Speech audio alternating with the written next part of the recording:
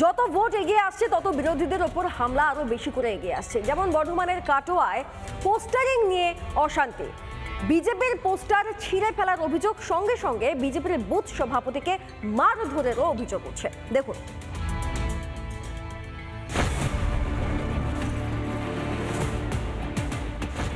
কাটোয়া 2 ব্লকের গাজীপুর পঞ্চায়েত, এখানেই বিজেপির পোস্টার ছেঁড়াকে কেন্দ্র করে রাজনীতির হাওয়া গরম।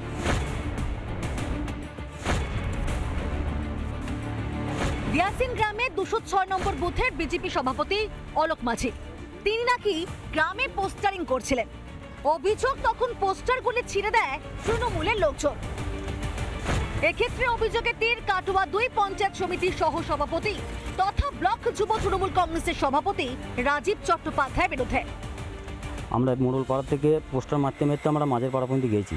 মাঝের পাড়া জানাতে যাই, আমরা তৃণমূলের জনপ পঞ্চায়েত ছেলে এসে আমাদের পোস্টার খোলা করাইলো, আমার মারধর করেছে, আবার মানে তীব্রভাবে গালমন্দ করেছে, আমাকে জানে মারার জন্য হুমকি দিয়েছে। সমস্ত অভিযোগ অস্বীকার করেছেন রাজীব চট্টোপাধ্যায়। তার আরও দাবি, বাড়ির মালিকের অনুমতি না নিয়েই দেওয়ালে পোস্টার সাঁটানো হচ্ছিল। মুর্শিদাবাদ থেকে এসে দুটো মোটরসাইকেলে করে এসে 4 জন ব্যক্তি, তারা কাউকে কিছু জিজ্ঞাসা না করে বাড়ির বিভিন্ন দেয়ালে একটা কি স্টিকারের মতো পোস্টার করেছে, যে বাড়ির লোকের পারমিশন ছাড়াই তারা এগুলো হঠাৎ করে মারতে শুরু করে।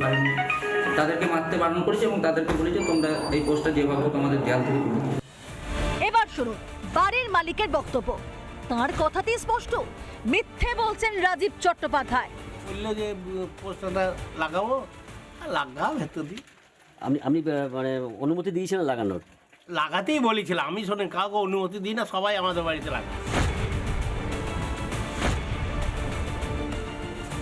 পোস্টার লাগানো হচ্ছিল, কিন্তু অচানক তৃণমূলের হারমাত বাহিনী ওই রাজীবের নেতৃত্বে আসে, পিছু থেকে তারা আমাদের বুথ সভাপতি তৎসহ কার্যকর্তাদের মারপিট করে। কেন তৃণমূল জানে যে 2026-এ তারা আর বাংলায় থাকবে না। বিধানসভা ভোট যত এগিয়ে আসছে, গায়ের জোরে ক্ষমতা দখলের শখ করছে। রিপাবলিক বাংলা। নানা ধরনের কন্টেন্ট দেখার জন্য লাইক করুন, শেয়ার করুন আমাদের ফেসবুক পেজ, সাবস্ক্রাইব করুন আমাদের ইউটিউব চ্যানেল। পাশাপাশি অন্যান্য ব্রেকিং নিউজের জন্য অবশ্যই চোখ রাখুন রিপাবলিক বাংলায়।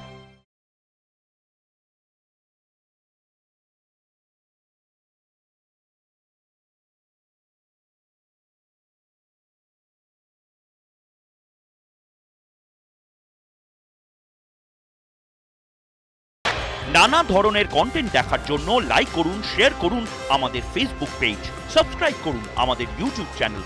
পাশাপাশি অন্যান্য ব্রেকিং নিউজের জন্য অবশ্যই চোখ রাখুন রিপাবলিক বাংলায়।